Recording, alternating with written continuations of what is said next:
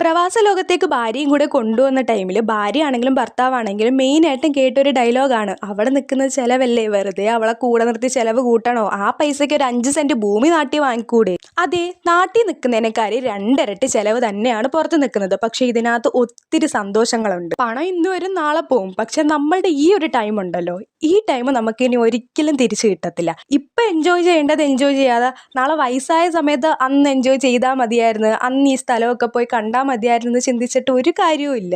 പല ഭർത്താക്കന്മാരും ഭാര്യമാരെ കൂടെ കൊണ്ടുവന്ന് നിർത്തുന്ന അവരുടെ കയ്യിൽ പണം ഉണ്ടായിട്ടോ അല്ലെങ്കിൽ ഒരു ആഡംബര ജീവിതം മറ്റുള്ളവരെ കാണിക്കുന്നതിനോ വേണ്ടിയിട്ടല്ല. ഒരു പനി വന്ന് കിടക്കാൻ ടൈമിൽ ഒരു ചുക്ക് കാപ്പി ഇട്ട് കൊടുക്കാൻ, അല്ലെങ്കിൽ ഒരു പാരസെറ്റമോളിന്റെ ഗുളിക എടുത്ത് കയ്യിൽ കൊടുക്കാൻ ഒരാള്. പ്രവാസത്തിന്റെ ഒറ്റപ്പെടലിൽ ഒരു ആശ്വാസമാണ് നമ്മുടെ കുടുംബം അവിടെ അടുത്ത് വന്ന് നിൽക്കുന്നത്. ഇത് പല പ്രവാസികളും പറയുന്ന ഒരു കാര്യമാണ്. എന്നാൽ ചിലർക്ക് സിറ്റുവേഷൻ കൊണ്ട് നിർത്താൻ പറ്റാത്തതുമുണ്ട്. പക്ഷെ നിങ്ങൾ ജസ്റ്റ് ഒരു 2 month വിസിറ്റിംഗ് എങ്കിലും എടുത്ത് നിങ്ങൾ ഇവിടെ കൊണ്ടുവരണം. കാരണം ഇത് അവർ ആഗ്രഹിക്കുന്നുണ്ട്. അതായത് നാട്ടിൽ നിൽക്കുന്ന ടൈമിൽ ഇവർക്ക് ഒരിക്കലും ഇവരുടെ ഭർത്താക്കന്മാരെ അവരുടെ കയ്യിൽ കിട്ടുന്നില്ല, അവർക്ക് വേണ്ടിയിട്ട് മാത്രം കിട്ടുന്നില്ല. അതേ സമയത്ത് ഗൾഫിൽ കൊണ്ടുവരുന്ന ടൈമിൽ വേറെ ആരുമില്ല, കൂട്ടുകാരന്മാരില്ല, കുടുംബമില്ല, ഭാര്യയും ഭർത്താവും മാത്രം. നിങ്ങൾ മാക്സിമം അതുകൊണ്ട് ജസ്റ്റ് ഒരു 2 month എങ്കിലും കൊണ്ടുവന്ന് നിർത്തണം. പിന്നെ ഇതിന് നെഗറ്റീവ് പറയുന്നവരോട് എനിക്ക് ഒന്നേ പറയാനുള്ളൂ, നിങ്ങൾ നെഗറ്റീവ് കമന്റ് വളരെ കഷ്ടപ്പെട്ട് സമയം എടുത്തിടും, ഞാനത് ഡിലീറ്റ് ആക്കി കളയും. അതുകൊണ്ട് വെറുതെ നെഗറ്റീവ് ഇട്ട് സമയം കളയണ്ട. അപ്പൊ അത്രേ ഉള്ളൂ. ബൈ. ഇഷ്ടപ്പെട്ട ഫോളോ ആക്കാൻ മറക്കല്ലേ. ഇതുപോലത്തെ വീഡിയോസിന് വേണ്ടി